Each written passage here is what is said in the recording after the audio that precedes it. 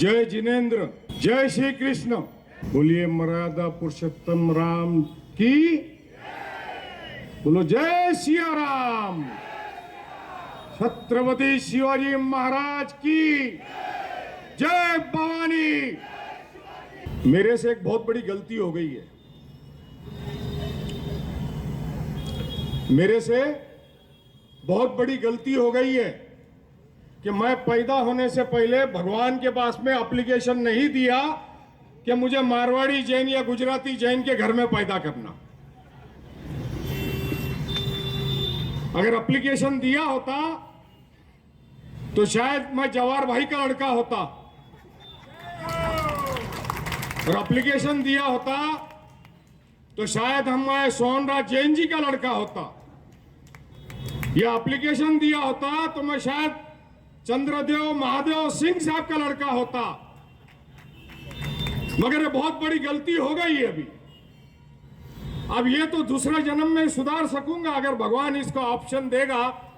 जैसे अमिताभ बच्चन 3 ऑप्शन देता है ना, कौन बनेगा करोड़पति। पहला ऑप्शन जवाहर भाई, दूसरा ऑप्शन सोहनराज जैन, तीसरा ऑप्शन सीडी सिंह। अब ये 3 ऑप्शन के अंदर फिर मुझे सेलेक्ट करने का मौका मिलेगा। उसी तरह से मीरा भाईंदर में भी कौन बनेगा आमदार, इसे 3 ऑप्शन है आपके पास। एक है मुजफ्फर भाऊ, जो है आपका भाऊ, the son of the soil, और एक है माजी आमदार। दोनों माजी आमदार है। और आपकी मालूमात के लिए तीनों उम्मीदवार माजी आमदार है, क्योंकि मैं भी विधान परिषद में 1.5 टर्म था, 9 साल था, 9 साल। तीनों माजी आमदार है। मगर फर्क इतना है कि मेरी जो स्लेट है, स्लेट जिसपे लिखते हैं ना पार्टी, वो कोरी है, कोरी। मगर किसी के ऊपर 17 पुलिस स्टेशन के एफआईआर है, किसी के ऊपर 4 है। 5 साल में 17, सिर्फ 5 साल में 17, और किसी के ऊपर सिर्फ 5 साल में 4। और ये आपके सामने खड़ा है मुजफ्फर हुसैन, जिसने 45 साल इस शहर को दिया। उसके तक के ऊपर, उसके नाम के ऊपर 0 एनसी है, 0। आपके इस भाईंदर में मैं उप महापौर भी था, नगर सेवक भी था। जरा साबिर भाई थोड़ा सा इधर हो जाइए, इस तरफ, इधर इधर, यहां से लोग देखते हैं ना। जरा हमारी पिक्चर चल रही है। नहीं, हमारी पिक्चर चल रही है, ऑडियंस हमारी यहां है। कहां है? तो मैं इसी शहर के अंदर नगर सेवक भी रहा, डिप्टी मेयर भी रहा।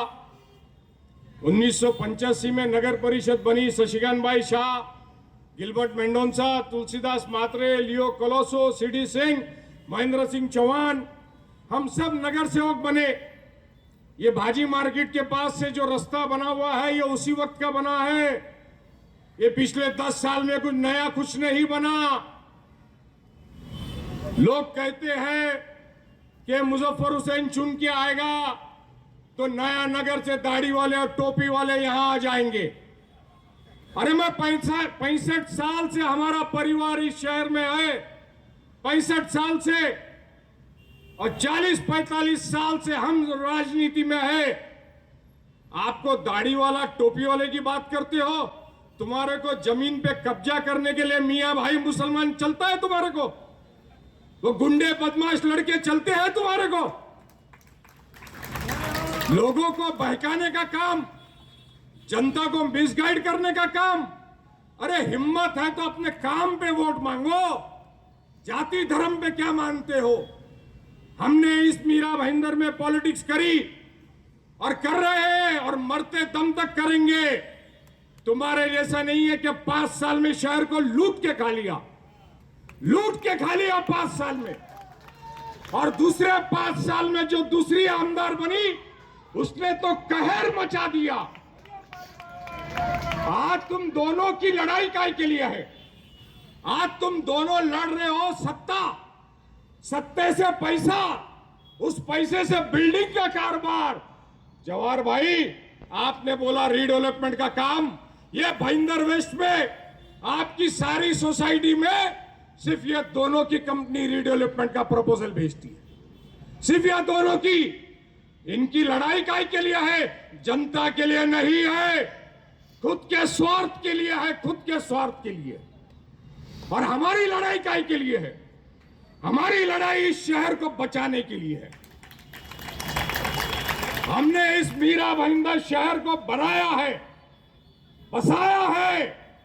इस शहर का हर नागरिक, हर धर्म का, हर भाषा का, हर प्रांत का आदमी वो मेरा भाई है। हम तुम्हारे जैसे लोगों को बांटने की राजनीति नहीं करते कि ये हिंदू है, ये मुसलमान है। जैन भी हमारा भाई है, सिख भी हमारा भाई है, वैष्णव भी हमारा भाई है, दलित भी हमारा भाई है, एससी भी हमारा भाई है, क्रिश्चियन भी हमारा भाई है। सभी समाज के लोग जो इस देश में रहते हैं, वो हिंदू हो या मुसलमान हो, वो हिंदुस्तानी है। और यह अधिकार डॉक्टर बाबा साहब अंबेडकर ने दिया है, इस देश की कॉन्स्टिट्यूशन ने दिया है, इस देश की घटना ने दिया है। और अगर आप इस देश की घटना को नहीं मानते हो, कॉन्स्टिट्यूशन को अगर नहीं मानते हो, तो आपको इस घटना ने दिए हुए, कॉन्स्टिट्यूशन ने दिए हुए चुनाव लड़ने का अधिकार भी नहीं इस्तेमाल करना चाहिए। आपको लोक प्रतिनिधि भी नहीं बनना चाहिए, क्योंकि अगर आप घटना को नहीं मानते हो, अगर आप कॉन्स्टिट्यूशन को नहीं मानते हो, इसका मतलब आप इस देश की न्यायपालिका को भी नहीं मानते हो। इसका मतलब आप इस देश की जनता की जो आवाज है उसको भी नहीं मानते हो। तो फिर आप मानते क्या हो? तो फिर आप चुनाव लड़ते क्यों हो? आप किसी मंदिर की संस्था का चुनाव लड़ो, आप किसी मंदिर की संस्था का चुनाव लड़ो, जनता के बीच जाके घटनात्मक पद के लिए चुनाव मत लड़िए। मैं चुनाव लड़ रहा हूं इस शहर की नुमाइंदगी करने के लिए, रिप्रेजेंटेशन करने के लिए। मैं कोई मंदिर के पुजारी की नौकरी मांगने के लिए चुनाव नहीं लड़ रहा हूं। मैं कोई मस्जिद के मौलाना की नौकरी मांगने के लिए चुनाव नहीं लड़ रहा हूं। मैं किसी चर्च की पादरी की नौकरी मांगने के लिए चुनाव नहीं लड़ रहा हूं। मैं चुनाव लड़ रहा हूं इस शहर के काम के लिए। जो 10 साल में तुमने इस शहर को लूट के खाया है, मेरे शब्द है, लूटा है तुमने इस शहर को, लूटा है। और अभी आगे भी सिर्फ आप लूटने के लिए काम कर रहे हो। लोग मुझे बोलते हैं, साहब ये पार्टियां हो रही है, वो पार्टियां हो रही है, यहां बांटा जा रहा है, वहां बांटा जा रहा है। तो मैं कहता हूं, बचपने में हम एक कहानी सुनते थे, आप सब लोगों ने भी सुनी होगी, कि एक डाकू था, वो रात में लूटता था और दिन में बांट करके महात्मा बनता था। मगर आपके हमारे इस शहर में 10 साल से दिन में लूटा जा रहा है और दिन में बांटा जा रहा है। दिन में आपको लूटा जा रहा है। आपको पानी नहीं है, मगर पानी का टैक्स बढ़ा हुआ है। आपको भाजी मार्केट नहीं है, मगर हाउस टैक्स बढ़ा हुआ है। आपके यहां पे सॉलिड ट्रीटमेंट प्लांट चालू नहीं है, मगर उसका टैक्स आपके हाउस टैक्स पे लगा हुआ है। आपके यहां पे पुलिस प्रशासन का स्टाफ नहीं है, ड्रग्स एडिक्ट्स है, माफिया घूमते हैं, गैंगस्टरिज्म होता है। यही शिवसेना गली में इलेक्शन के 1 महीना पहले रास्ते में दिन दहाड़े गला काटा गया। शिवसेना गली में रास्ते में दिन दहाड़े गला काटा गया। कहां है पुलिस प्रशासन? आपका डीम्ड कन्वेंस नहीं हो रहा है। रजिस्ट्रार के पास जाते हो, 3000 रुपया एक फ्लैट का मांगता है। कहां है लोक प्रतिनिधि? कहां गए आमदार? आपने महापालिका के अंदर भी इनको बहुमत दिया 10 साल तक, एब्सोल्यूट मेजॉरिटी। यही महापौर थे 2007 से 2009, 2014 से लेकर 2024 तक महापालिका के अंदर इनका ही महापौर, यही नगर सेवक, अरे आमदार भी बने और नगर सेवक भी बन के बैठे। पद की लालच देखो कितनी है कि आमदार बन गए, नगर सेवक पद का राजीनामा नहीं दिया। मुजफ्फर हुसैन जब नगर पालिका में था, उप महापौर बना था 2002 में, और 2004 में जब विधान परिषद में गया तो पहला उप महापौर का राजीनामा दिया और फिर जाकर के विधान परिषद में गया।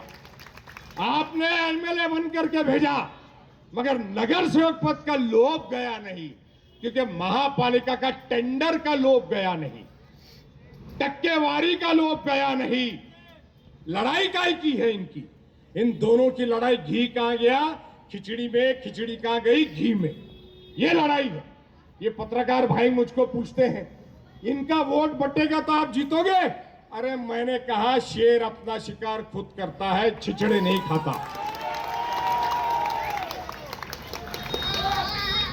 एक पुस्तक है बहुत बढ़िया, आप में से अगर किसी को पढ़ने का शौक है तो जरूर पढ़िएगा। इजराइल के एक बहुत बड़े राइटर और रिसर्चर है, साइंटिस्ट है, उन्होंने एक किताब लिखी है सैपियन। साइंटिफिक रिसर्च है कि पृथ्वी कब बनी, साइंटिफिक रिसर्च है, क्योंकि धार्मिकता के आधार पे तो पृथ्वी अलग अलग समय पे बनी है, अलग अलग देवी देवताओं ने बनाई है, ब्रह्मदेव ने बनाई है, ये साइंटिफिक रिसर्च है। वो बताता है कि 15 लाख साल पहले पृथ्वी बनी। आप गूगल करके देख लीजिएगा, अमेजोन से, फ्लिपकार्ट से आप किताब मंगा सकते हैं, 950 पेज की किताब है, और उसमें दिया है कि 4.5 लाख साल पहले जानवर, जानवर से इंसान, जो हम लोग भी जो मिथ होती है वो सुनते आए हैं कि पहला इंसान बंदर था, चिंपैंजी था, बाद में इंसान बना। तो खैर 4.5 लाख साल पहले गाय, कुत्ता, सारे जानवर, फूल, पौधे, दरख्त, ये सब बना, और इंसान जानवर से इंसान बना। आपके हमारे शहर में जीते जाते इंसानों को जानवर बनने का शौक है, कोई शेर बन रहा है, कोई शेरनी बन रही है। मतलब दुनिया आगे जा रही है, साइंस आगे जा रहा है, जानवर से आदमी इंसान बना है, और आज के जमाने में किसी को इंसान से जानवर बनना है।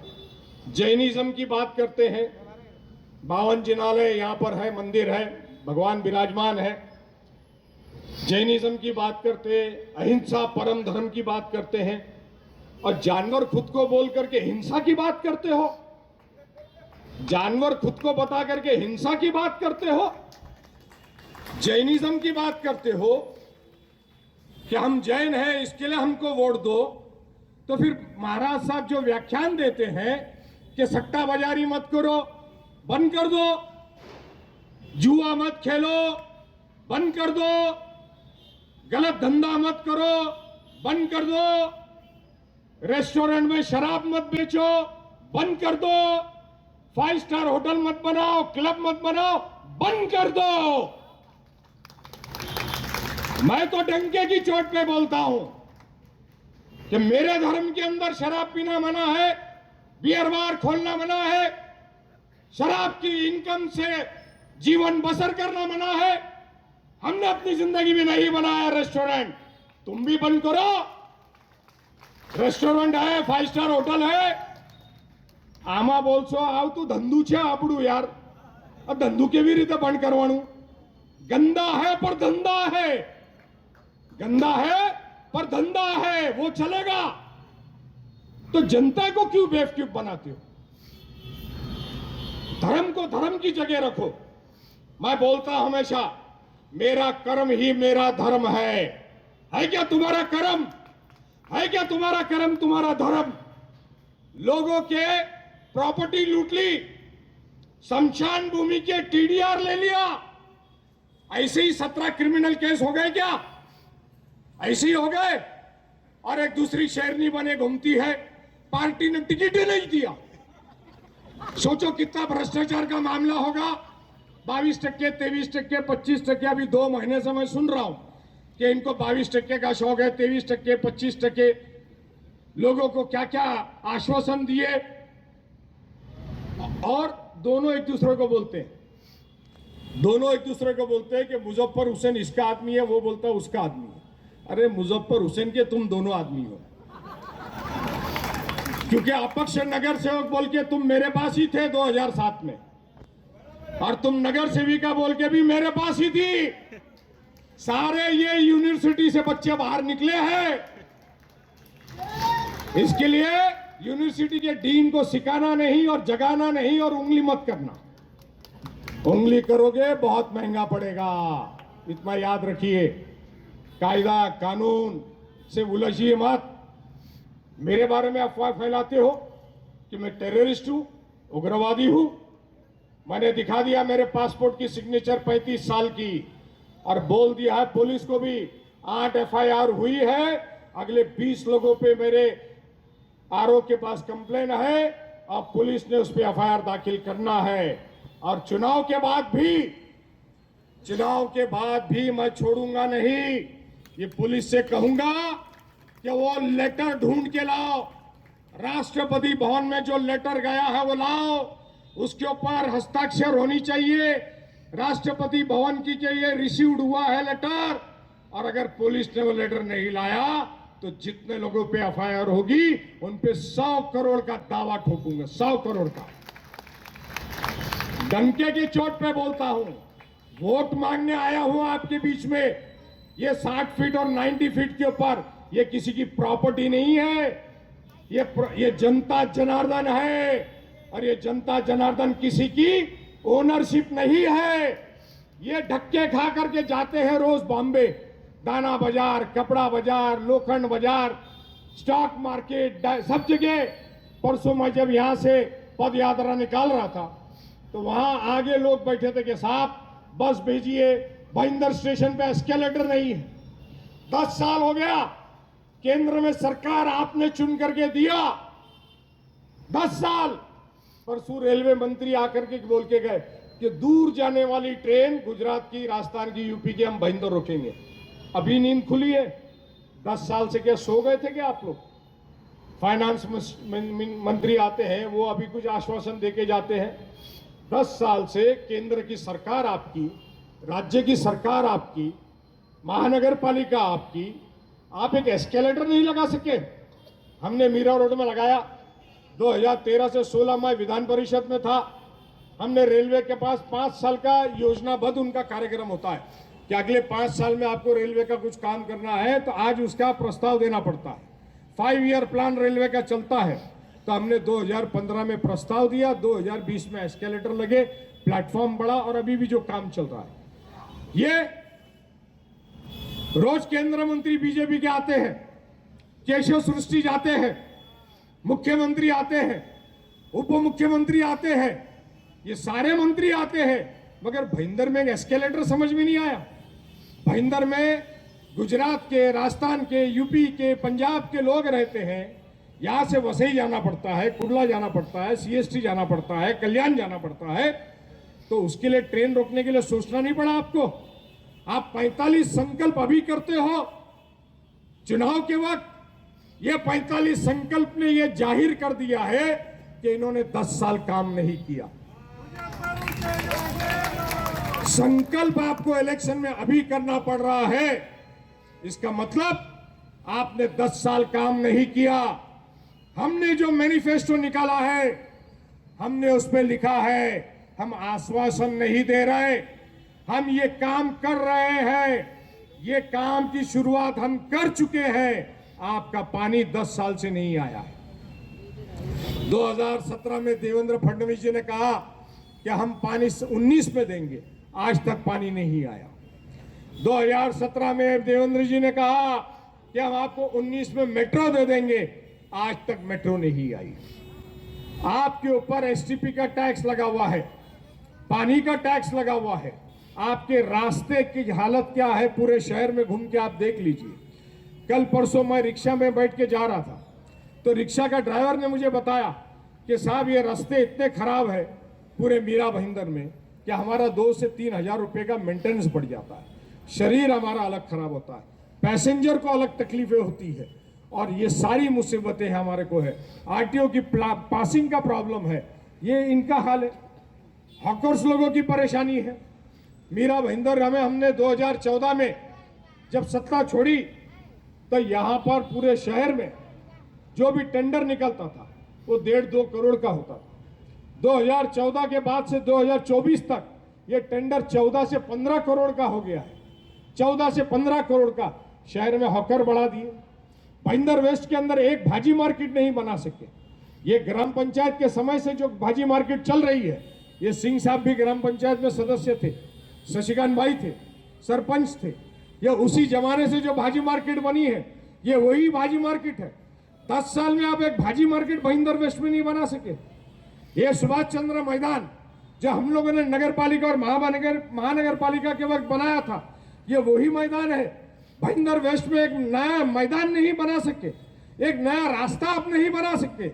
यहाँ की जनता आपको भर भर के वोट देती है, जैन नाम पे देती है, मारवाड़ी के नाम पे देती है, बीजेपी के नाम पे देती है, अपना जाति के नाम पे देती है, तुम्हारे धर्म के नाम पे देती है। मगर इनके साथ तो न्याय करो, इनकी समस्या का तो समाधान करना चाहिए था। महापालिका आपकी थी, आपकी है, राज्य सरकार आपकी, केंद्र सरकार आपकी है। बस की बढ़ोतरी नहीं, ट्रेन की सुविधा नहीं, पानी की सुविधा नहीं, ड्रेनेज की सुविधा नहीं, नई स्कूल्स नहीं बनी, नया कॉलेज नहीं बना। परसों इनके ही पत्रकार परिषद में एक पत्रकार ने सवाल पूछा कि वहां पर इंजीनियरिंग कॉलेज का रिजर्वेशन था, आपने उसमें स्कूल बना लिया, आपने इंजीनियरिंग कॉलेज का रिजर्वेशन निकाल दिया। तो मान लिया, बीजेपी के उम्मीदवार ने मान लिया कि हाँ, वो हमने गवर्नमेंट से 37(1) का चेंज करके उसको स्कूल बनाया। और आज आश्वासन क्या देते हैं कि हम यूनिवर्सिटी बनाएंगे। जो कॉलेज, इंजीनियरिंग कॉलेज का रिजर्वेशन था वो तो आपने निकाल दिया, और वो आप बोलते हो कि अभी हम कॉलेज बनाएंगे, यूनिवर्सिटी बनाएंगे। सारा काम 146 में करते हैं, इलेक्शन 145 से लड़ते हैं। उत्तन वालों के पास जाकर के कल कहा कि हम तुम्हारा डंपिंग ग्राउंड हटाएंगे और फाउंटेन होटल के पीछे डालेंगे। कैसे डालोगे? वहां तो खुद की 5 स्टार होटल है, वहां तो खुद की 5 स्टार होटल है। 10 साल से डंपिंग ग्राउंड उत्तन का, उसका मसला आप हल नहीं कर सके। उत्तन के मच्छीमारों को, जब पूरा थाना जिला, पालघर जिला एक ही था, तो उनका फिशरी का ऑफिस पालघर में था। 10 साल में उत्तन के मच्छीमारों के लिए फिशरीज का ऑफिस, जो गवर्नमेंट ऑफ महाराष्ट्र का अधिकार है, वो आप मीरा भाईंदर में, ठाणे जिला में नहीं बना सके। 10 साल। आपके भाईंदर वेस्ट की हालत ऐसी है, भाईंदर ईस्ट की हालत वही है। चले जाओ कैबिन रोड पे, नर्मदा नगर में, जैसल पार्क में, आरएनपी पार्क में, क्या हाल है क्या उधर भाजी मार्केट? रिक्शा चल सकती है, आदमी शाम में पैदल चल सकता है क्या उधर पुलिस स्टेशन? एक नवगर का पुलिस स्टेशन वो लल्लन तिवारी जी ने बना के दिया, वही एक पुलिस स्टेशन है। 10 साल में नए पुलिस स्टेशन नहीं बना सके। हमने 2014 तक कोर्ट बना करके तैयार रखा है। Court, first judicial magistrate court 15 number bus stop के पास, 10 साल में उसका उद्घाटन नहीं कर सके। आज इस शहर के लोगों को थाना जाना पड़ता है, जाना 2 घंटा, आना 2 घंटा, कोर्ट की परेशानी। एपिलेट को जाना पड़ता है, पिटिशनर को जाना पड़ता है, वकीलों को जाना पड़ता है, यहाँ के लोगों को जाना पड़ता है। कितनी तकलीफ है। आप 10 साल में कोर्ट नहीं चालू कर पाए, आप भाजी मार्केट नहीं कर पाए, आप रेलवे की सुविधा नहीं कर पाए, आप पानी की सुविधा नहीं कर पाए, आप मेट्रो की सुविधा नहीं कर पाए, आप अंडरग्राउंड ड्रेनेज की सुविधा नहीं कर पाए। किया क्या? खाली खुद की धन संपत्ति जमा की, दोनों ने। आ जाओ मंच के ऊपर, 20 साल की बैलेंस शीट मेरी रखता हूं जनता के सामने, 2000 की और अभी की। 24 साल में मेरी संपत्ति मेरे अकेले की नहीं, मेरे पूरी फैमिली की, पूरे फैमिली की। आ जाओ, रखता हूं balance sheet, government of India income tax का डॉक्यूमेंट है, वो रखता हूं सामने, और तुम्हारी भी रख दो कि 2000 में तुम क्या थे और 2024 में तुम क्या हो। दूध का दूध, पानी का पानी हो जाएगा कि किसने शहर को लूटा है और किसने शहर को बनाया है। आज इस शहर को उजाड़ने का काम आप लोग कर रहे हो, जाति धर्म के नाम पे, हिंदू मुसलमान के नाम पे, शेर और शेरनी बन करके।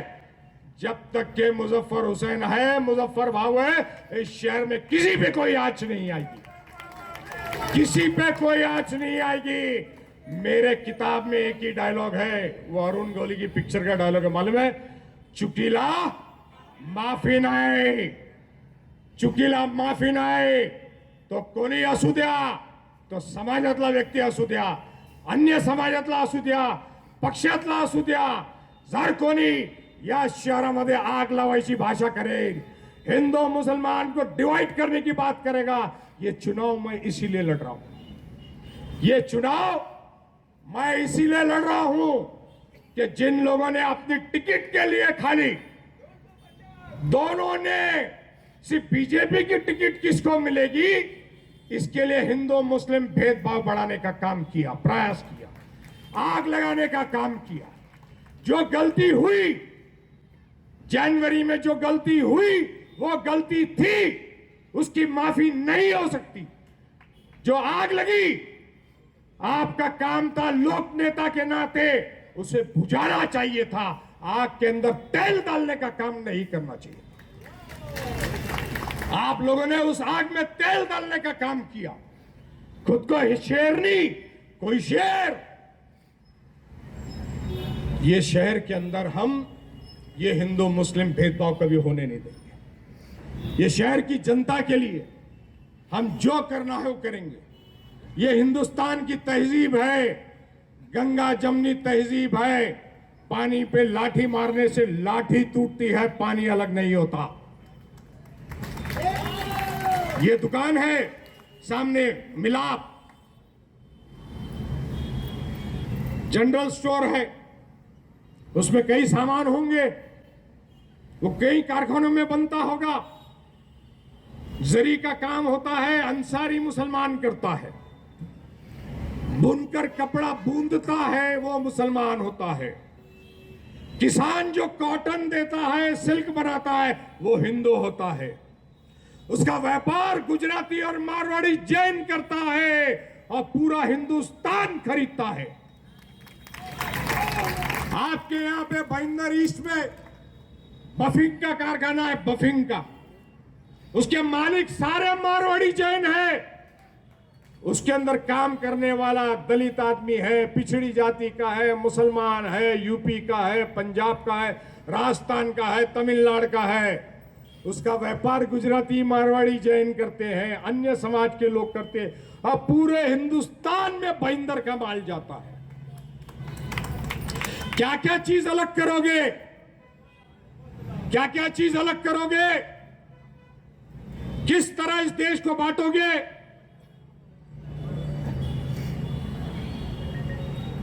किस तरह इस देश को बांटोगे?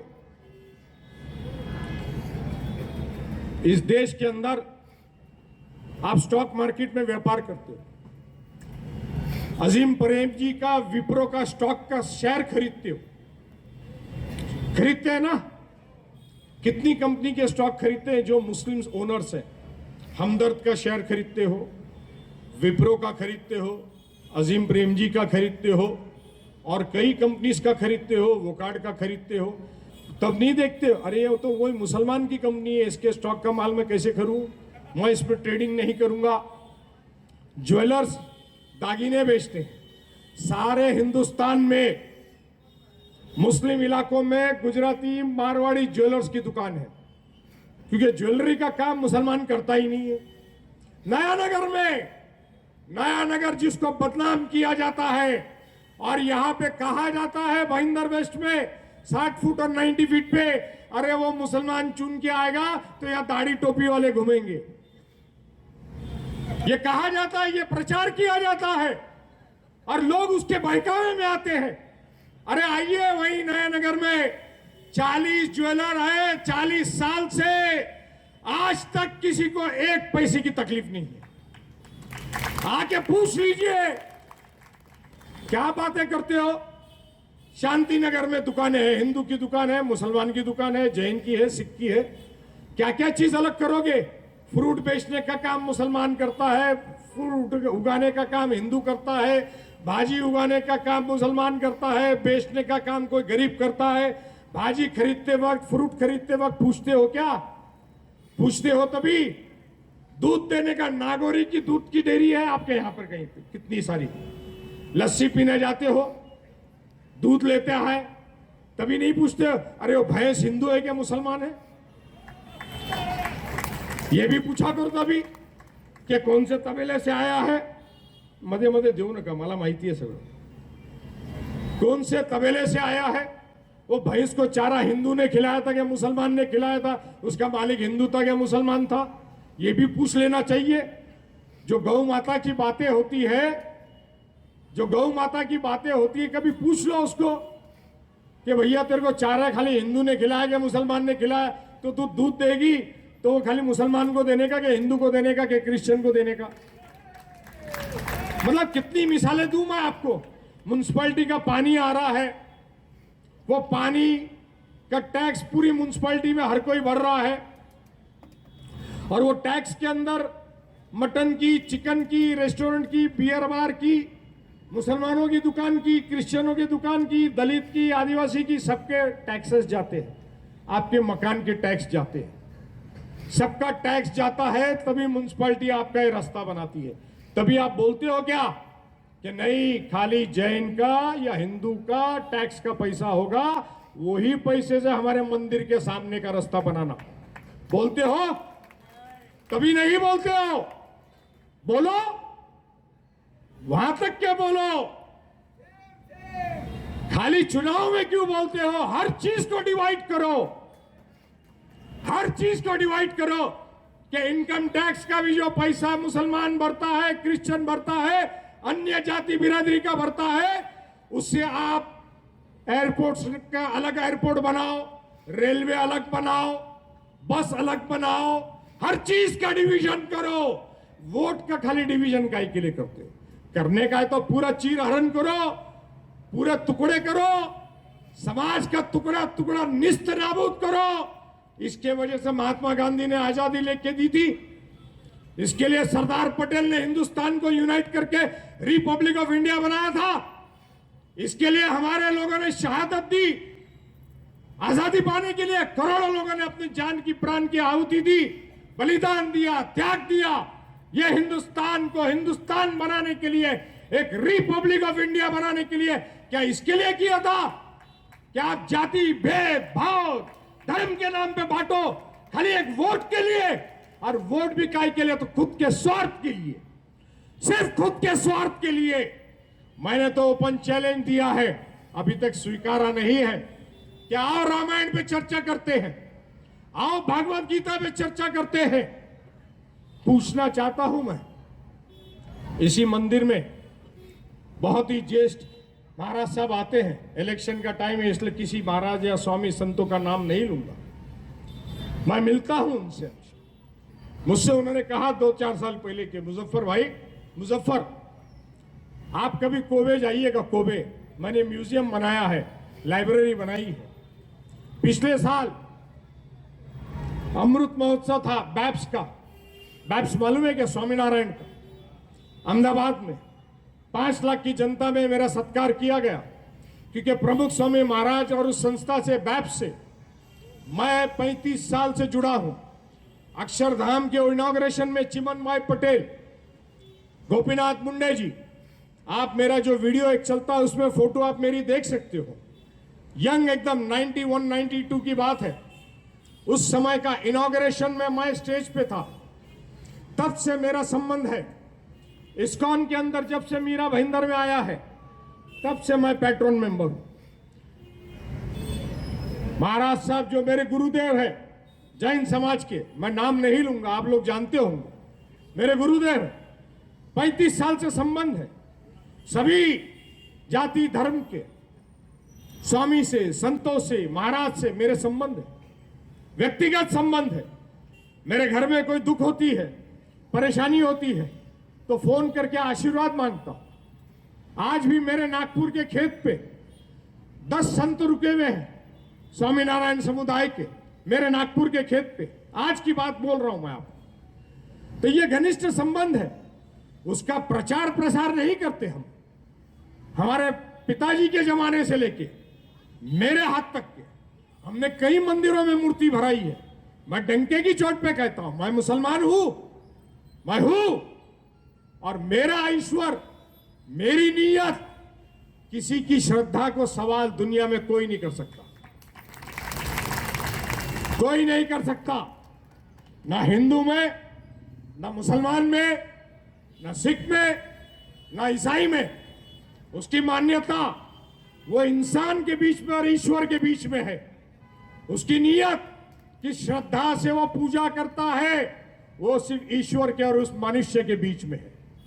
मगर मनुष्य स्वार्थी है, मनुष्य स्वार्थी है, और इसीलिए इतनी बार संसार में 23 कोटि देवी देवता आए, पीर पैगंबर आए, और जब पीर पैगंबर आना बंद हो गए तो साधु संत आए। और साधु संतों का साथ और सहकार, जिसको आशीर्वाद मिलता है, उसका जीवन धन्य होता है। इसलिए मैं अपने जीवन को धन्य मानता हूं। राजनीति के अंदर सिर्फ सत्ता पाना, सिर्फ सत्ता पे बैठना, आमदार बनना और मंत्री बनना, ये मेरे नजदीक में महत्व का नहीं है। महत्व का ये है कि आप सत्ता से दूर हो मगर लोगों के दिल में बसते हो, ये ज्यादा महत्व का होता है। और इसी वजह से पिछले साल अमृत महोत्सव में हर दिन 5 लाख वहां पे दुनिया से लोग आते थे, स्वामीनारायण के वहां पे 5 लाख जनता के बीच में मुजफ्फर हुसैन का सत्कार किया गया। मैं जब वहां गया तो गिर बंसी गौशाला एक है अहमदाबाद में, गोपाल भाई सितोरिया की। मेरे खेत में मेरे पास गिर गाय है, गौशाला है, गौशाला है मेरे खेत में। तुम्हारे जैसा होर्डिंग नहीं लगानी पड़ती, तुम्हारी तरह होर्डिंग नहीं लगानी पड़ती। मेरे गौशाला में मेरे साथ चलिएगा, मेरी गौ माता मुझे देख के मेरे पीछे दौड़ के आती है। वो श्रद्धा और प्रेम है। तब मैं उस कोबे के मंदिर में गया, आलीशान म्यूजियम।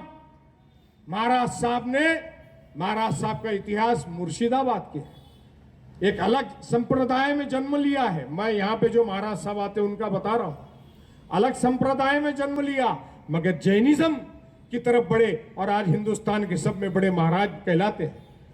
उनके कोबे के म्यूजियम में गया, वहां पे उन्होंने जो संग्रहालय में 1000 साल से जो जैनिज्म की किताबें 1000 साल के लिपि के ऊपर है, पत्तों के ऊपर है, हर चीज के ऊपर लिखी हुई है, ऐसी किताबें, ऐसा पूरा उन्होंने संग्रहालय में जमा किया और उसको बहुत ही व्यवस्थित रीत से संभाल के रखा है। उस संग्रहालय में, महाराज साहब के उसी संग्रहालय में आप जाइएगा, कोबे अहमदाबाद जा करके देखिएगा तो आपको एक शाहजहां का फरमान मिलेगा।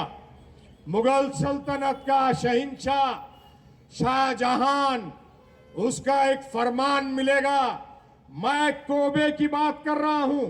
अहमदाबाद के जैन मंदिर जो महाराज साहब यहां थे, जिन्होंने बहुत ही बढ़िया म्यूजियम बनाया है, लाइब्रेरी बनाई है, उस म्यूजियम की बात कर रहा हूं। उसमें एक शाहजहां का आपको फरमान मिलेगा। यहां पर प्रदूषण के वक्त ये दुकानें बंद करो, वो दुकानें बंद करो, ये करो, वो करो, सिर्फ जैनिज्म का और जैनों का मत लेने के लिए। मगर मैं आपको इतिहास बता रहा हूं और जैन मंदिर के म्यूजियम की बात बता रहा हूं। मैं अगर झूठ बोल रहा होगा तो चुन के आने के बाद भी राजीनामा दे दूंगा। एमएलए से मैं तो चुन के आने ही वाला हूं, मैं चुन के आने ही वाला हूं, लिख के ले लीजिए।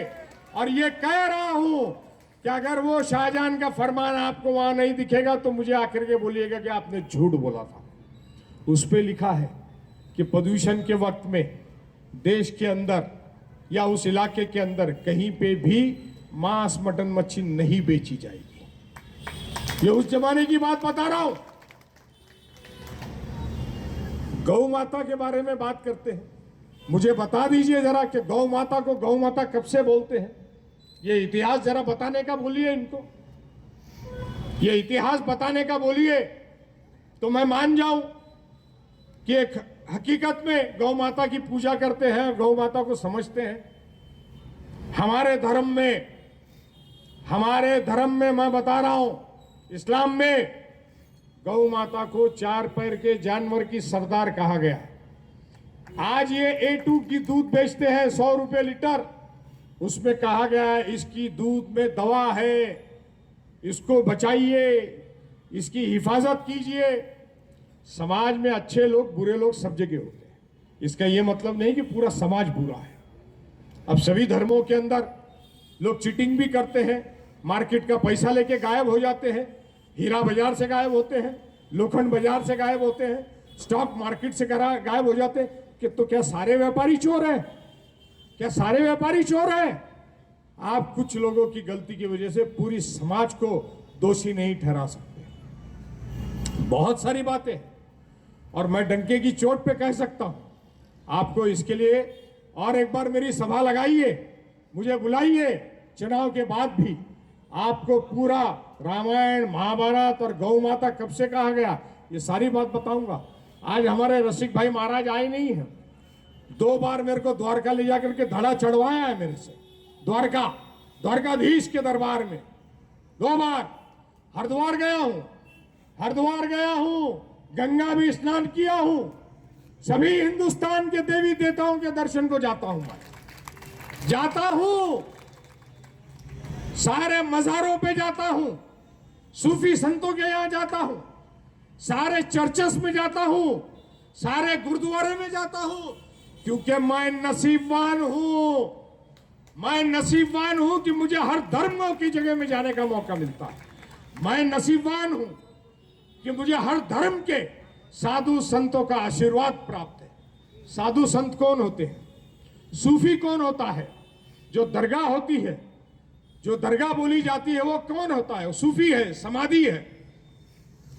सूफी, साधु, संत एक ही अल्फाज है।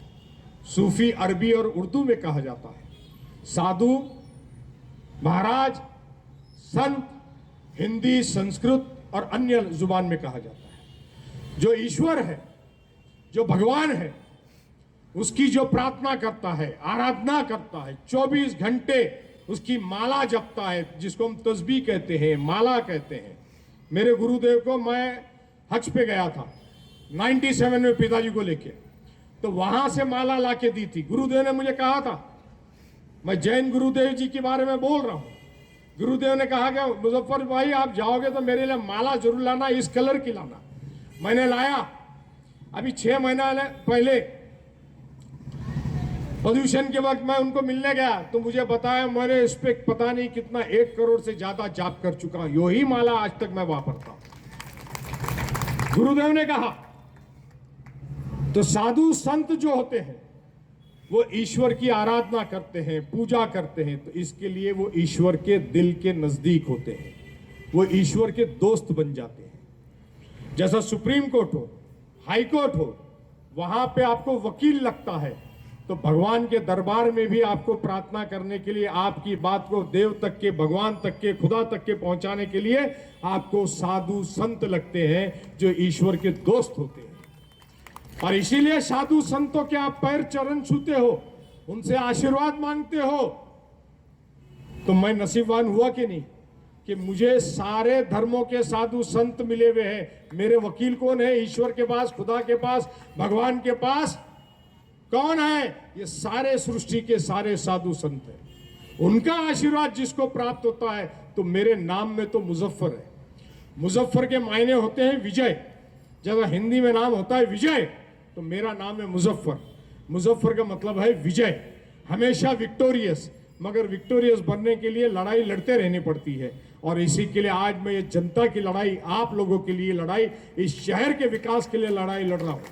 जो 10 साल आपने लोगों को चुन के दिया, जिन्होंने यहां की जनता की आवाज को विधानसभा तक नहीं पहुंचाया, जो काम नहीं किया, जो भ्रष्टाचार बढ़ाया है, उस भ्रष्टाचार के खिलाफ मैं लड़ रहा हूं। इस शहर को जो बदनामी की तरफ लेके गए हैं, आज लोक प्रतिनिधि का नाम जब आप शहर में लेते हो या राज्य में कहीं लेते हो या देश में कहीं लेते हो, तो लोग बोलते रहे फला आपका वो विधायक है, फला वो आपकी विधायिका है। आपको अच्छा लगता है? घर में मां बहन बेटियां हैं, किस तरह के वीडियो चलते हैं शहर में, शर्म नहीं आती है? शर्म नहीं आती है? तब कहा जाता है हिंदुत्व, तब कहा जाता है सनातन धर्म, कि मां बहन की इज्जत नहीं आप करते। अरे वो विधायिका मिल गई कहीं पे, मुझे विधायिका मिल गई। हम महिलाओं का सम्मान करते हैं, मां बेटियों का सम्मान करते हैं। कोई विरोधी भी हो तब भी उसका सम्मान करते हैं। कोई साथ में खड़े रह के फोटो भी निकाला तो हम महिलाओं का और विरोधियों का भी सम्मान करते हैं। यह हमारी संस्कृति है, यह हमारी संस्कृति है। वो चुन करके आई, यह हमारी संस्कृति है कि हमने जाके अभिनंदन किया। अगर तुम चुन के आए होते तो तुम्हारा भी जाके अभिनंदन किया होता। गिलबर्ट मेंडोजा चुन के आए, हमने जाके उनका भी अभिनंदन किया था। प्रताप सरनायक चुन के आए, हमने उनका भी अभिनंदन किया। अभी जो खासदार सेना बीजेपी का चुन के आए, हमने उनका भी अभिनंदन किया। अरे लोकतंत्र है, जनता के फैसले को मानना चाहिए और अपनी संस्कृति को जपना चाहिए। वरना क्या धर्म है? क्या धर्म ने सिखाया आपको? क्या साधु संतों ने सिखाया आपको? और वो सीखने के बाद में क्या सीखा आपने? अगर आपने व्याख्यान सुना तो साधु ने कहा, संतों ने कहा, महाराज ने कहा, शराब छोड़ो, बीड़ी छोड़ो, गुटखा छोड़ो, गलत काम छोड़ो, लोगों को धोखा देना छोड़ो, चीटिंग करना छोड़ो। व्याख्यान सुन करके बाहर निकलने के बाद आके वही काम करना है, तो सीखा क्या? तो आपका कर्म क्या हुआ? आपका जब कर्म ही खराब है तो धर्म कहां से सही होगा? क्योंकि आपका कर्म ही धर्म है। ये श्री कृष्ण ने कहा था कि मेरा कर्म ही मेरा धर्म है, तेरा कर्म ही तेरा धर्म है। अर्जुन से कहा श्री कृष्ण ने कि ये भले ही तेरे भाई हो, मगर ये अन्याय कर रहे हैं, ये अन्याय कर रहे हैं, ये गलत कर रहे हैं। जब अन्याय और गलत कोई समाज में करता है तो ये भूल जाना कि वो तेरा भाई है, तेरे को उसके खिलाफ लड़ाई लड़ना पड़ेगी। तो आज अगर हम ये शहर में लड़ाई लड़ रहे हैं तो अन्याय के खिलाफ, गलत बातों के खिलाफ हम लड़ाई लड़ रहे हैं। हम शहर के लोगों के लिए लड़ाई लड़ रहे हैं। हम कोई जात पात भेदभाव धर्मवाद फैलाने के लिए नहीं लड़ रहे हैं। इसी 60 फीट रोड पे, इसी 90 फीट रोड पे अगर हिम्मत है तो दोनों आ जावे मेरे साथ बात करने के लिए। जाहिर रीत से आ जावे, कौन हिंदू है, कौन मुसलमान है, कौन हिंदुस्तानी है, कौन देश की इस घटना पे काम करता है, उसका सिद्ध हो जाएगा। दूध का दूध, पानी का पानी हो जाएगा। दोस्तों, ये 20 नवंबर का जो चुनाव है, यह आपके भविष्य का तय करने वाला है कि आपको इस 20 साल के, ये 10 साल के अंधकार से आपको बाहर निकलना है या नहीं निकलना है। कि अगले 5 साल वापस ये उसका वीडियो भेजेगा, वो उसकी वीडियो भेजेगी, रोज इनके तमाशे चलेंगे। और आपको शहर के लोगों को, जब मुंबई जाओगे, धर्मस्थलों पे जाओगे, कहीं भी जाओगे, शादी ब्याह के रिश्ते के लिए जाएंगे, तो आपको ऐसा पुकारा जाएगा, अरे वो वीडियो वाली, अरे वो वीडियो वाला, वो आपका हमदर्द है। क्या आपको ये कालक आपके माथे पे पोंछनी है? अगर ये कालक आपको अपने माथे पे पोंछ के रखनी है और आपको 5 साल जिल्लत और शर्म बर्दाश्त उठाना है, तो आप ये गलत फैसला जरूर करना कि इनको वोट देना। और अगर आपको शहर का विकास करना है और आप चाहते हो कि इस मालक के, इस शहर के माथे से ये काला कलंक हट जाए, तो हाथ के इस पंजे के ऊपर 3 नंबर का बटन दबा करके आप मुझे वोट दीजिएगा। इस शहर का सेवियर हूं, इस शहर को बचाने के लिए आया हूं। और मैं ये फिर से कहना चाहता हूं कि इस शहर को गलत राह पे ले जाओगे, आग में झोंकोगे, हिंदू मुसलमान करोगे, महंगा पड़ेगा। धन्यवाद। जय हिंद, जय महाराज, जय भीम।